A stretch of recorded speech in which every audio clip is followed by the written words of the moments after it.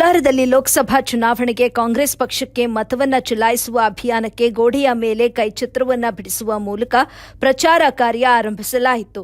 ಕೋಲಾರ ಯುವ ಕಾಂಗ್ರೆಸ್ ವತಿಯಿಂದ ಹಾಗೂ ಕೋಲಾರ ಶಾಸಕರಾದ ಕೊತ್ತೂರು ಮಂಜುನಾಥ್ ಹಾಗೂ ಎಂಎಲ್ಸಿ ಅನಿಲ್ ಕುಮಾರ್ ಮತ್ತು ಎಂಎಲ್ಸಿ ನಜೀರ್ ಅಹಮದ್ ಆದೇಶದ ಮೇರೆಗೆ ಯುವ ಕಾಂಗ್ರೆಸ್ ರಾಜ್ಯ ಕಾರ್ಯಾಧ್ಯಕ್ಷರಾದ ಮಂಜುನಾಥ್ ಗೌಡ ಅವರೊಂದಿಗೆ ಅಭಿಯಾನಕ್ಕೆ ಚಾಲನೆ ದೊರಕಿತು.